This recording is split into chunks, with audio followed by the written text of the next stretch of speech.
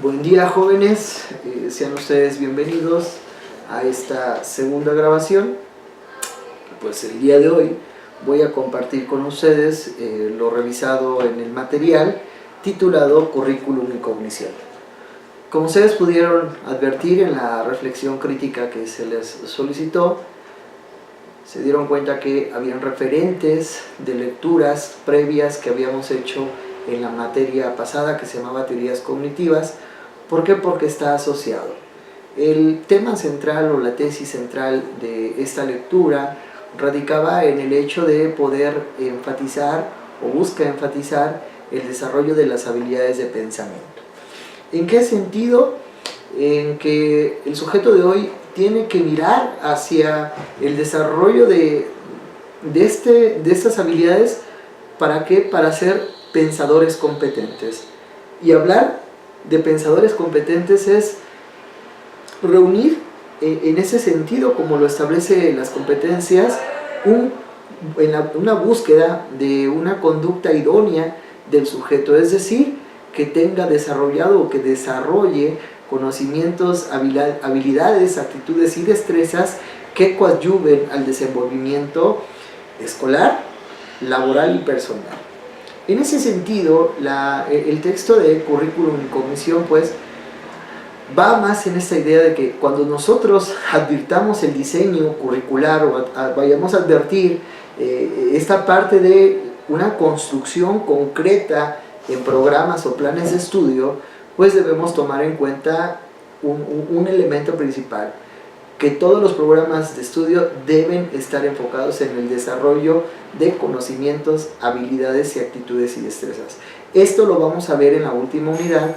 ¿Por qué? Porque vamos a hablar un poquito de lo que sería la taxonomía de Bloom y cómo a través de acuerdos secretariales meten este enfoque que es la parte de la cognición, desarrollo de la cognición. Retomo en ese sentido pues que desarrollar las habilidades del pensamiento es para buscar desarrollar pensadores competentes. Todo aprendizaje en ese sentido, todo aprendizaje verdadero implica pensamiento y reflexión. Quisiera retomar, y ojalá más adelante lo puedan ustedes de manera crítica y autónoma, puedan buscar en internet o googlear un texto que se llama La educación liberadora de Paulo Freire. Paulo Freire, cuando nos habla de la educación liberadora, que tiene el texto, van a encontrar el capítulo como educación y concienciación. En ese texto Paulo Freire habla y define acerca del concepto de educación, y cuando lo define establece que la educación, dice que la verdadera educación, ojo, es aquella que es praxis, reflexión y acto del hombre. Pone tres conceptos esenciales.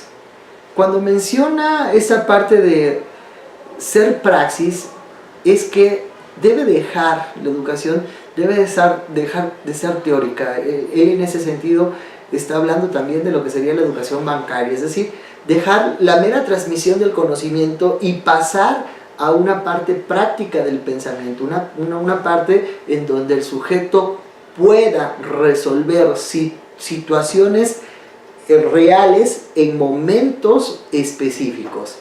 En ese sentido, Paulo Freire, cuando dice praxis, pues dejemos de utilizar o emplear la teoría como método único, como la parte metodológica para resolver situaciones a nivel teórico, y pasemos a la práctica.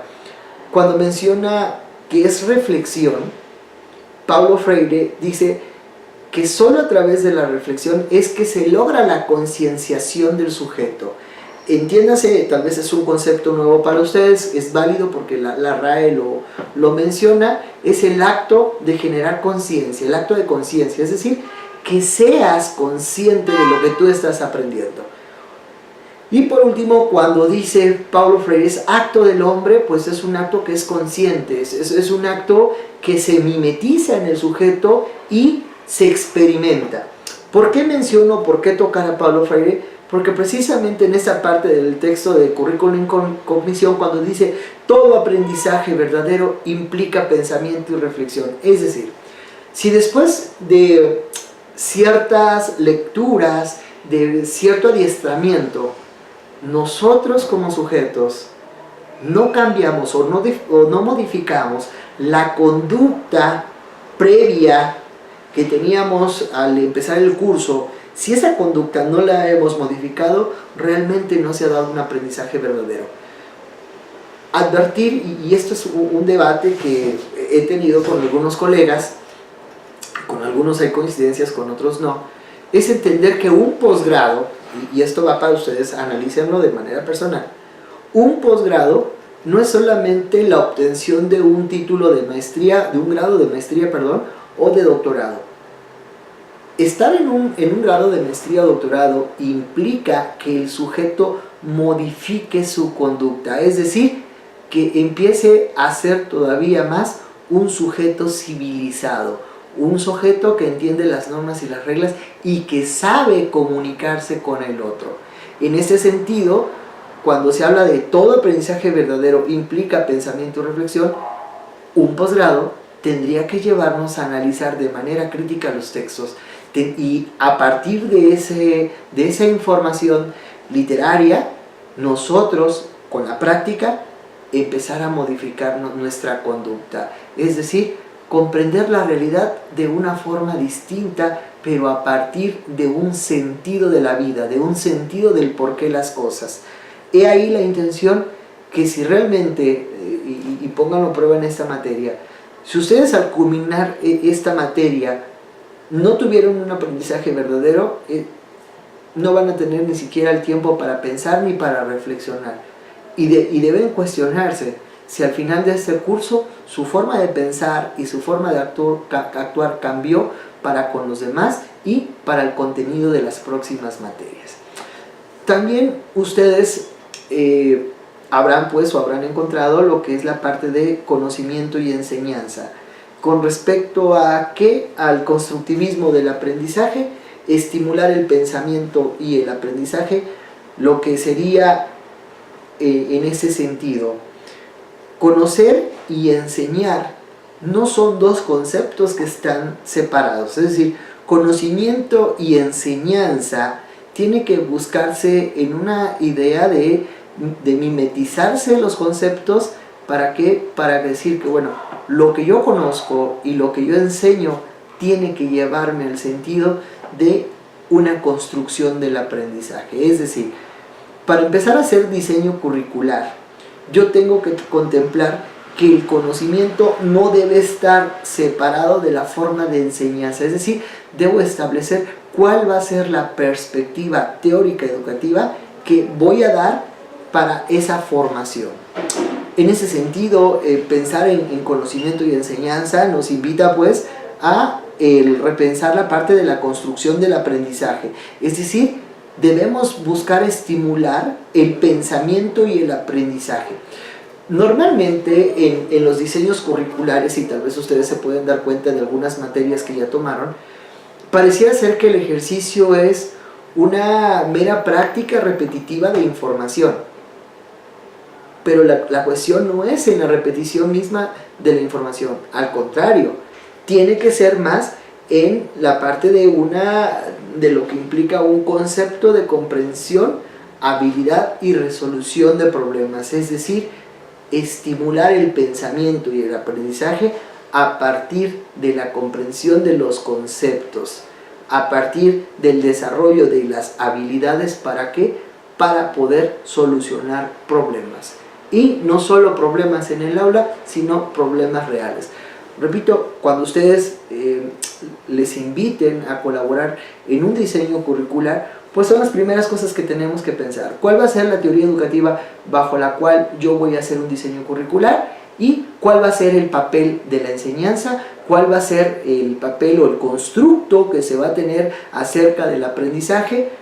¿Cuál va a ser el papel del estudiante, el papel del maestro, los contenidos, cómo van a ser? Y una parte importante, la cuestión metodológica, es decir, a lo que invita la didáctica, que proviene de la palabra didactique, que es el arte de enseñar, es decir, cómo va a ser esa enseñanza, cómo voy a compartir ese conocimiento, bajo qué estrategias, bajo qué técnicas didácticas voy a impartir un conocimiento. Y esto es lo que le va a dar la particularidad o la singularidad al aprendizaje. En este caso, hablar de currículum en cognición pues nos está invitando a que nosotros como sujetos busquemos este sentir del conocimiento, de la construcción del aprendizaje, pero en la búsqueda de estimular el pensamiento y el aprendizaje. Por último, es pues que en este apartado que ustedes ya revisaron, lo que sería el concepto de comprensión, habilidad y resolución de problemas, la integración de habilidades y contenidos en el aprendizaje en el pensamiento. Ojo, son conceptos que se aunan a entender que las habilidades están integradas, deben de estar integradas en un diseño curricular, que los contenidos deben de estar establecidos en el aprendizaje y en el pensamiento, no en el contenido mismo o en el contenido absoluto. Ojo, que la integración de la motivación, por ejemplo, ¿cómo integramos la motivación en el diseño curricular en la parte cognitiva? La búsqueda del mismo sujeto, de la realidad, debe conllevar, ojo, a estimular el pensamiento. ¿Y cómo se haría en el caso de la motivación? Tan fácil, en la parte de los criterios de evaluación. Si yo establezco criterios de evaluación que el 50% van a ser examen, 30% van a ser ensayos y 20% asistencia, de entrada no estoy estimulando ni la motivación ni el aprendizaje, ni siquiera estimulación del pensamiento. Tenemos que buscar nuevas formas de evaluar el aprendizaje. Yo sé que para esta nueva materia, si algo me encanta es que el estudiante aprenda a leer, y aprender a leer implica aprender a comprender y aprender a interpretar. Y sé que ustedes tal vez puedan sentir cierta presión, pero aquí esta idea es que ustedes tengan estos conocimientos básicos, ojo, para que puedan comprender la importancia de que la cognición, el desarrollo de las habilidades del pensamiento se apeguen en un diseño curricular.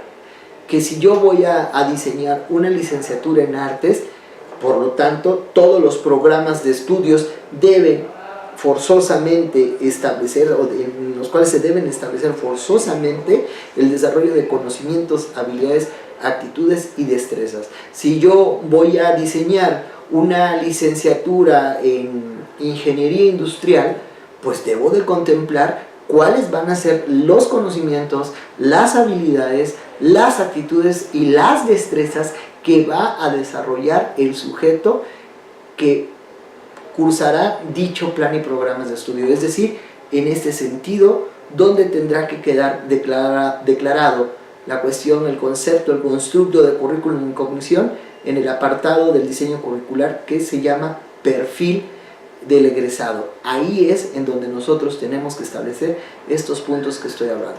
Y bueno, en ese sentido, para cerrar la charla, valga pues que la integración de habilidades, contenidos, comunidades sociales e incluir la motivación es para que el sujeto pueda solucionar problemas, y esto es a lo que se le conoce como el aprendizaje autorregulado, es decir, que el sujeto pueda mediar su aprendizaje y a partir de ello pueda dar soluciones. Es pues que en este apartado ustedes encontrarán la significatividad de lo que implica el currículum en cognición, y asimismo van a encontrar posteriormente la otra lectura, que es la parte del currículum desde una teoría crítica y los pilares de la educación. Por esta parte pues deseo que tengan una buena semana, y cualquier duda pues está ahí el apartado de foros o comentarios para lo que ustedes tengan inquietudes o alguna vicisitud para realizar las actividades.